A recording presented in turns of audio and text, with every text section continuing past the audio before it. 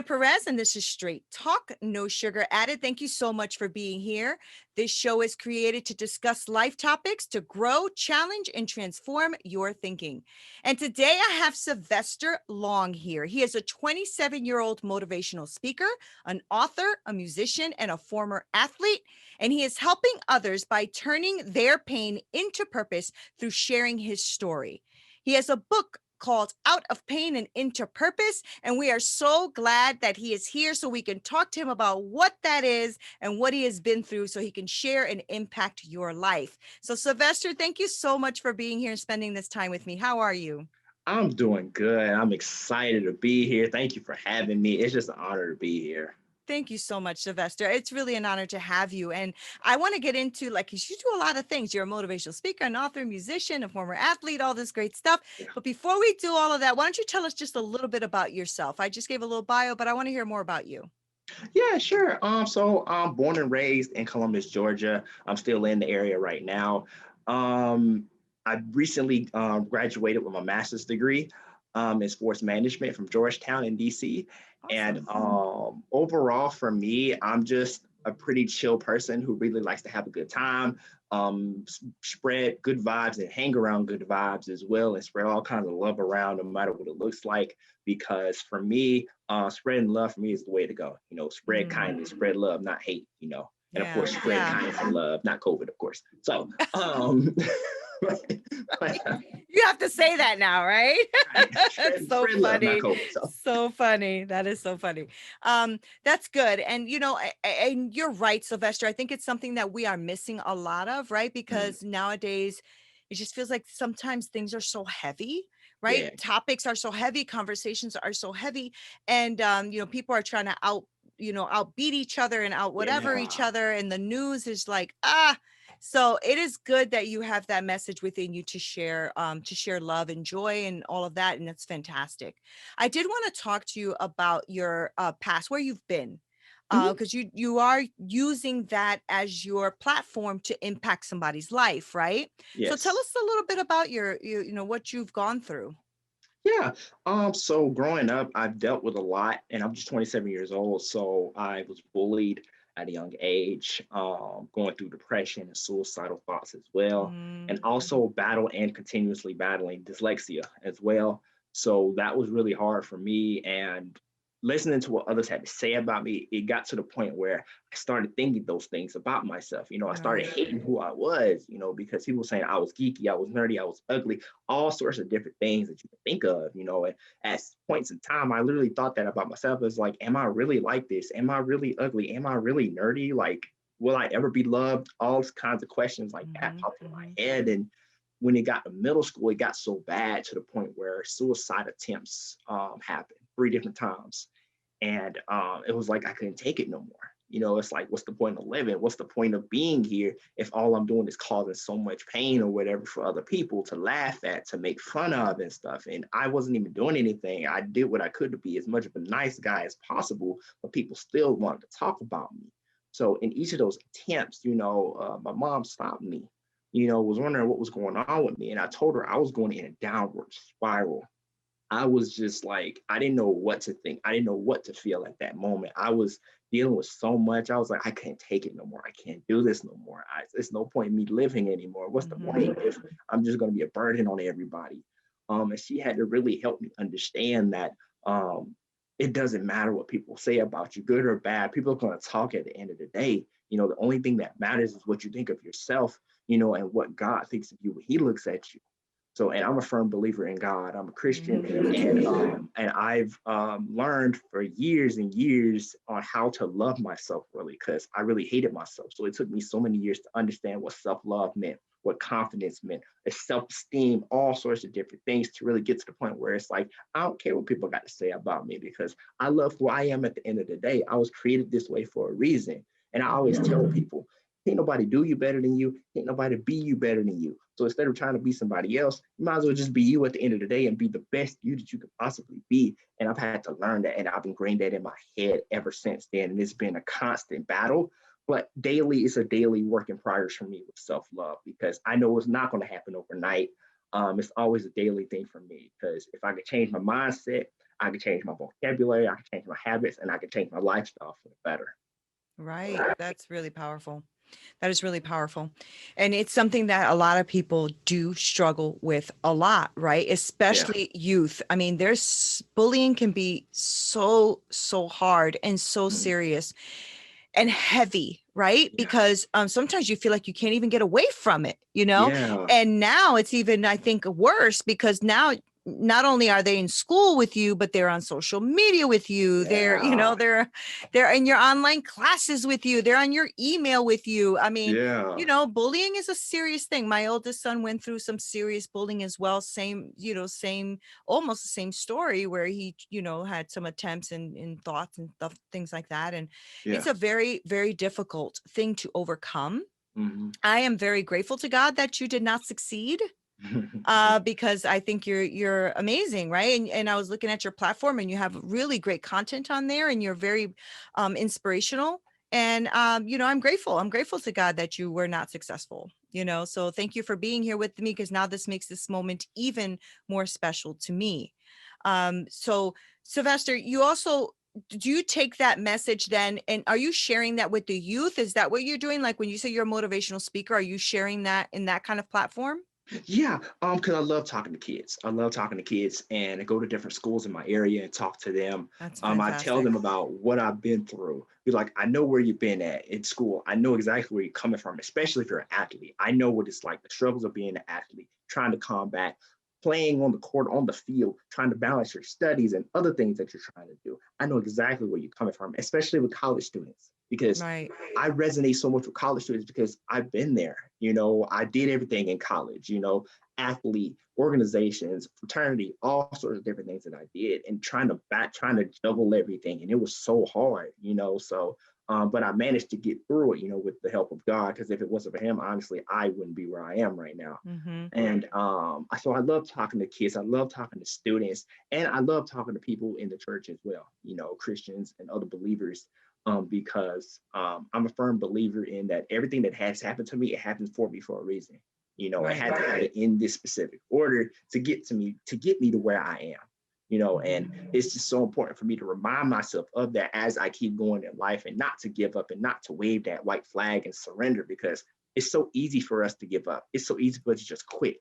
The hardest thing is to always keep going, but that's where the Mhm. blessing is going to come, and that's where the strength is going to come. That's where you're going to see so many victories, so many triumphs, is in you never giving up. So that way you can go from a test to a testimony, or go from a mess to a message, or going from pain to power, all sorts of different things like that. Right.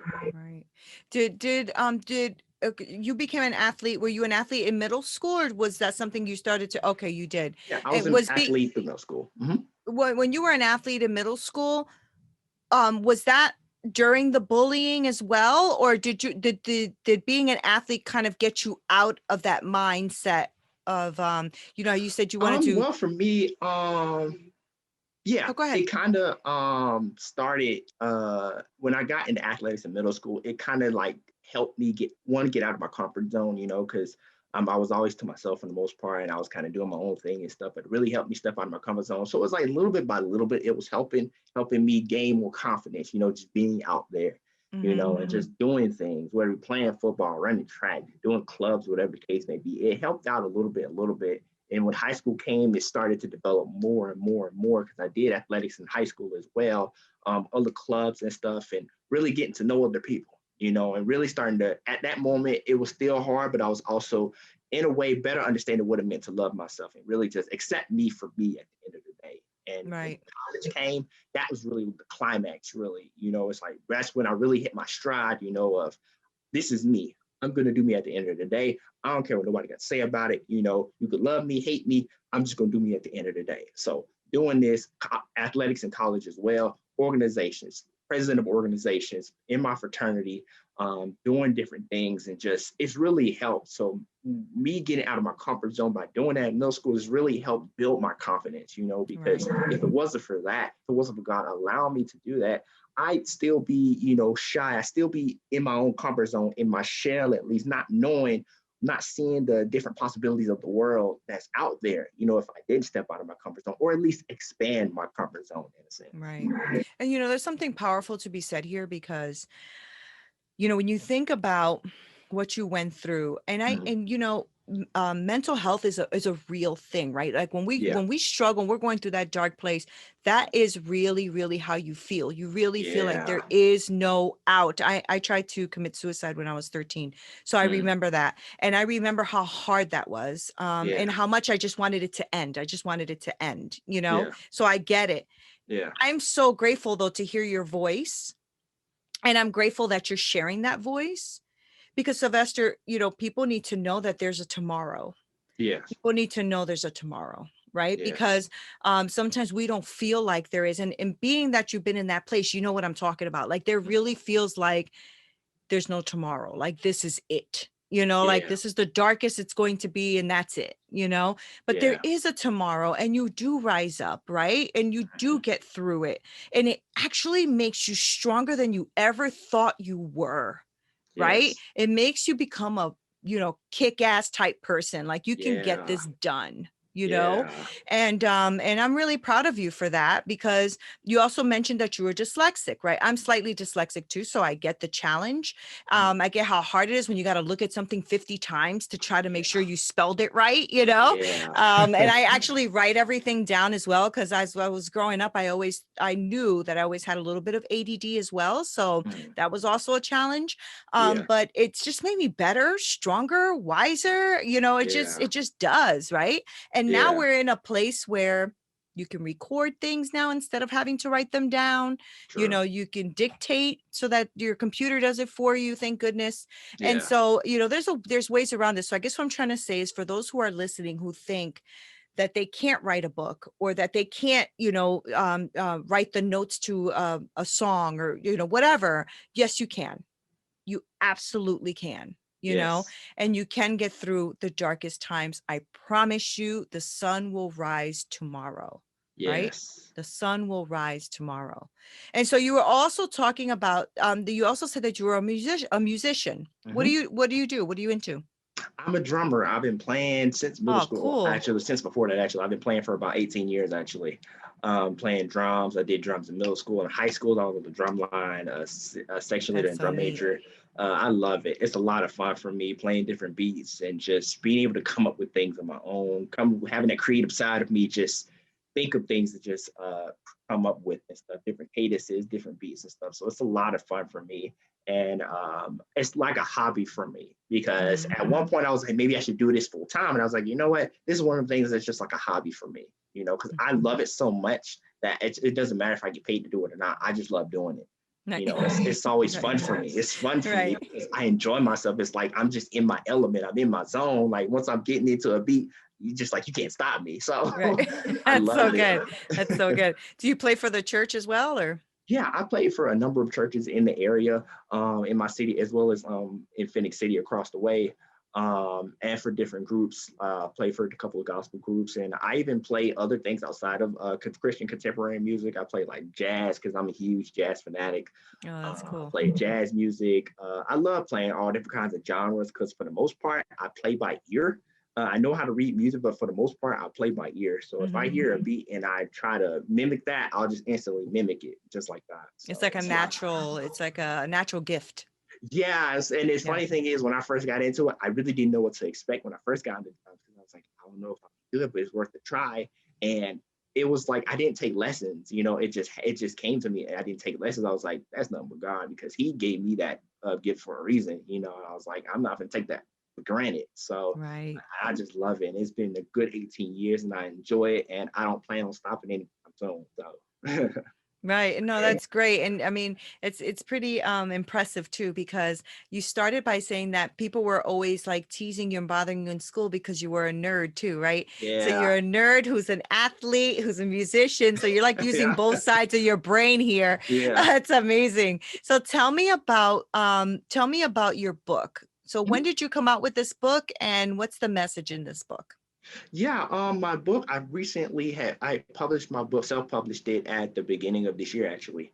Good for Um, you. and it took a couple of years to write because I really didn't know what I wanted to write about. I knew I Mhm. wanted to write a book because my grandfather, God rest his soul, he was a pastor, he was a bishop, and he was a speaker. And he wrote two books. at the time. And I knew I looked at everything that he did. I looked at how he operated, how he spoke to people, how he helped people. And I wanted to be just like him in that aspect because I love helping people. And I get Mhm. that from him and my mom. I get that from both of them because I have such a heart for helping people. And it's like I consider myself a servant leader because I want to lead by example by serving Yeah. others. Yeah. Me And too. I've been doing that for a long time, and I love helping people, and I love being able to help somebody because if I can help at least one person, even if it's just one person, then I'm doing something right, and that's how I look at it. And with my book, it took a while to figure out what I wanted to write, but I really wanted to share my story. So I literally just poured my heart out into this book. I was just talking about my experiences, things that I never thought I'd even talk about to people. I was like, you know Mhm. what? Somebody has to know what's going on, what I've been through, and how I got to where I am and where I want to go. So, I recently had self-published it at the beginning of the year, and it's on Amazon. It is on Amazon for the Kindle ebook version as well as a paperback copy version of the book, which I have in my hand right here. That's so great. It's my very first book, and I guarantee you, it certainly won't be the last. I don't know when I'll write the next one, but just know that I do plan on writing another one because this was so enjoyable for me. And the message that I want people to get from this book is that the pain that we experience it sucks. It completely does suck. I wouldn't wish it on anybody, um, Sure. but it's temporary. It's a temporary Mhm. sensation. It's a temporary feeling that pain doesn't last always. Trouble don't last always. And there's always a purpose behind it. There's always a purpose behind the pain that we experience, and it's there to build us up and to make us stronger, even though it may look like it's trying to tear us down and break us. It's there to mold us. It's there to shape Mhm. us to be better, become stronger, wiser, just to be better us, at the end of the day.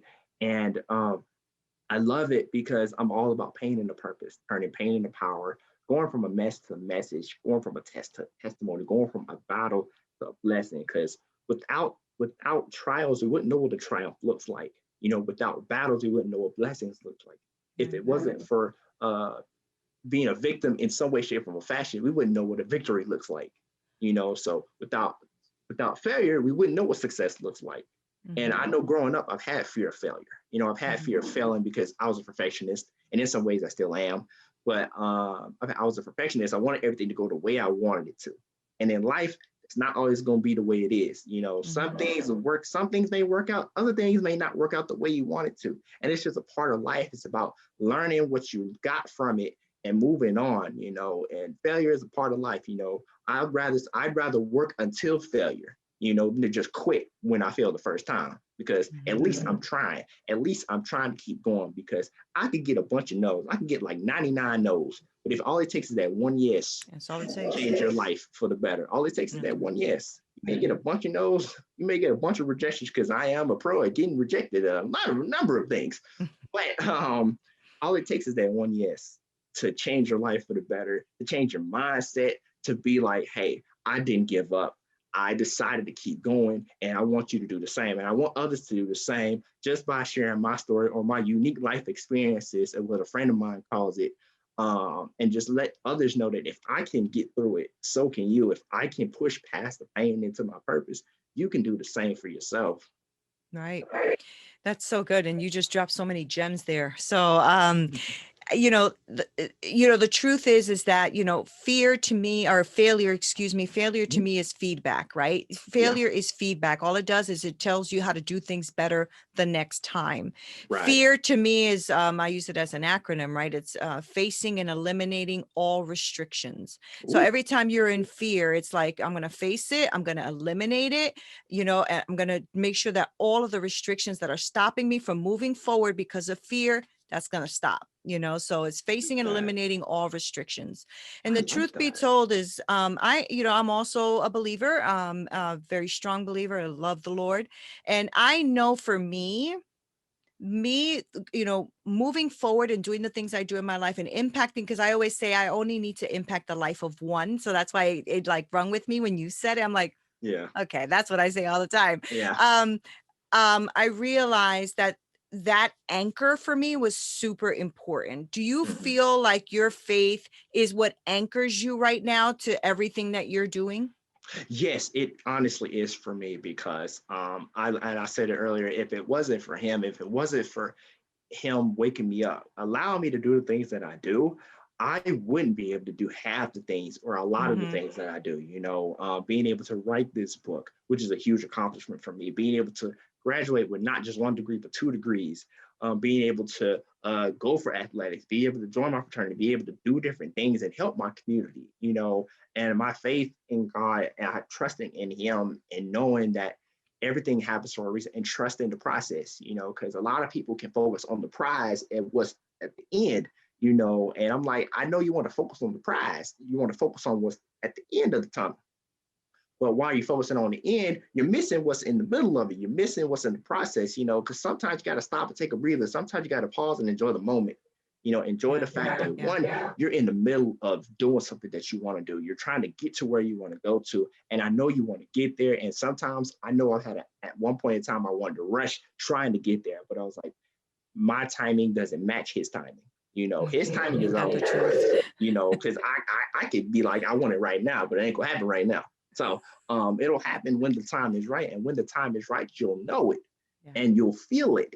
And you'll get confirmation that that time is coming or that time is now. So whether it be signs through random strangers or signs of things that you see, you'll get signs and confirmations in some way, shape, form, or fashion. You just Yeah. got to be able to listen and align yourself. That's the biggest thing. Is aligning yourself. If you can align yourself with your purpose, with your vision, it may not be the way you want it to, or it may not come to fruition if you don't align yourself. Right. So that's my Right. biggest thing. My faith in God really anchors me. It really drives me. It really pushes me to do things because even when things fail, even when things don't work out the way I wanted to, I trust the fact that He'll work something out. I trust that He'll open another door because the word no can mean next opportunity. Right. That opportunity may not be for me right now, but there's another opportunity that is more suited for me. So I may look at that no as next opportunity. Because it'd be like, okay, that may not have worked out right now, but that's okay because there's always something better out there. Because there's always something better out there for us, even if something doesn't work out for us. You just gotta keep going, and that's what I look at as genuine optimism, versus toxic positivity. When it Oh, comes that's to good. Say genuine that again. Say that again. optimism, Say that genuine again. optimism versus toxic positivity. I You can be like it. positive, but in a toxic way because you'd be like, stay up or whatever the case may be, stay positive, which is all well and good, but you're also negating how that person's feeling at the moment. You're negating how they're feeling, what they're going through and stuff. And that's something you So don't ever good. want to do. Versus genuine optimism, you're optimistic about the future, but you're genuine in the fact that it's not always going to be easy. The road is not always going to be easy. The road ain't always straight. There's always going to be detour. There's always going to be paved. It's always going to be speed bumps, Right. hills, or anything. It's all about just staying focused. Focus forward. You have to ask yourself where does your focus lie. And I use focus as an acronym. And someone had told me this acronym. The F stands for first things first. You got to prioritize yourself. What's most important to you, you got to put that first, and he's my priority. Um, O is other things second. Anything that's not of a priority, put it to the side. Put it to I the like side. It's this. not important. It is not important. Which brings me to the letter C, cut out the unimportant. Cut out anything that's not important, that does not even involve your purpose, cut it out. Whether it be people, whether it be things that you may feel like it should be a part of your purpose, but they're really not, you know. And you is unifying yourself with the vision, just aligning yourself with your vision, your purpose, aligning yourself and staying aligned. And it's a daily process with that. And S is sticking to it. So you have first things first, other things second, cut Hmm. out the unimportant, unify yourself with the vision, and stick to it. As long as you stick to it, as long as you keep your focus where it should be, everything will work out and you'll get everything that your heart desires and more if you stay Yep. focused and you align yourself. Yep. Yep.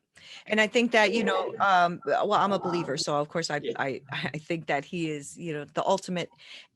And, we really do need to have him on focus first because Yes. that's what I try to do in my life anyway. I try Mhm. to do that in my life. Not always getting it right, Mhm. but I always tell people, if you're going to tell me that God ain't real, you came too late. You came too Yeah. late, Yeah. just came Yeah. too late.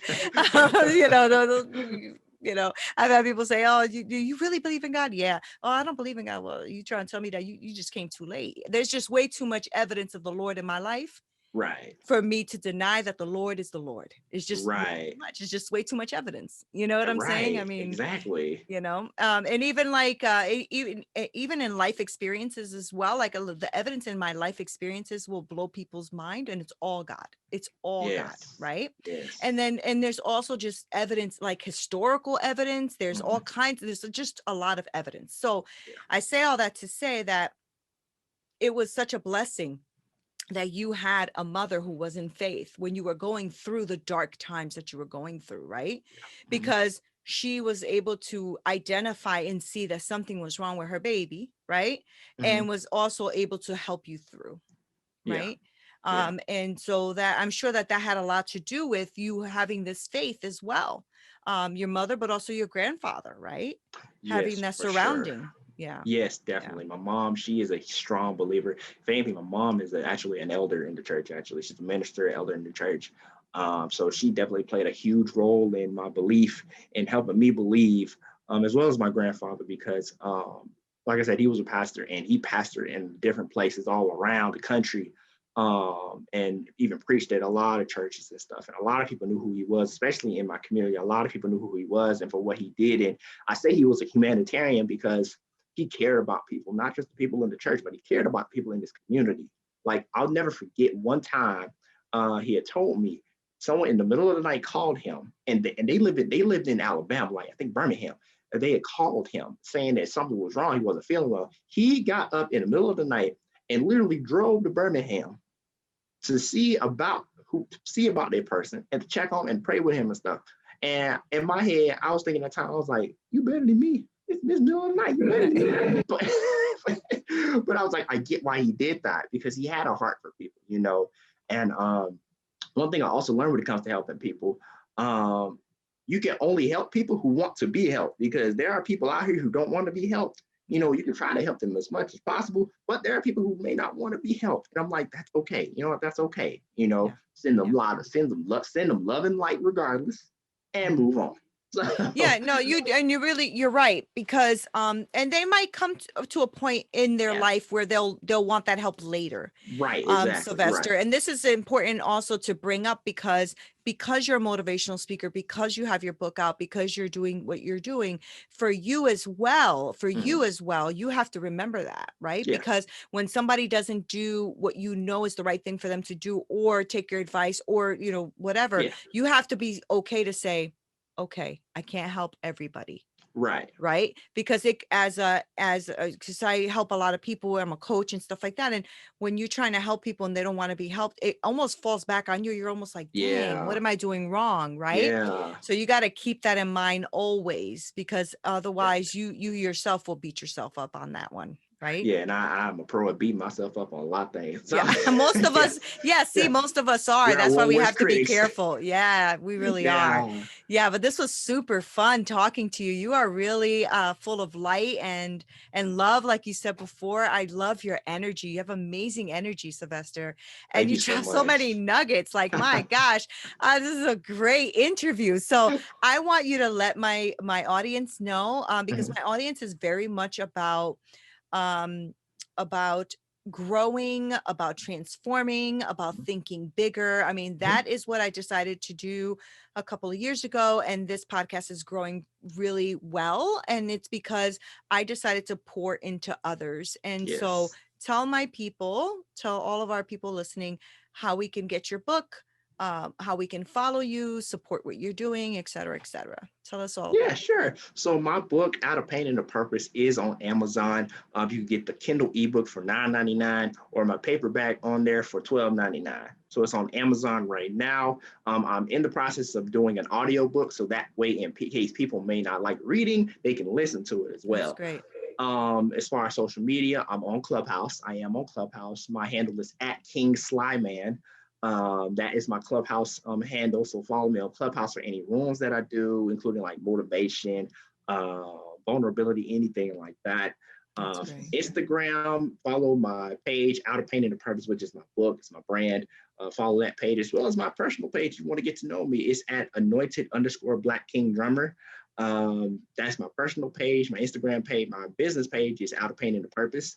I'm also on Facebook as well. So you can follow Out of Pain and Purpose on Facebook as well. And Twitter, my handle is Purposed Pain.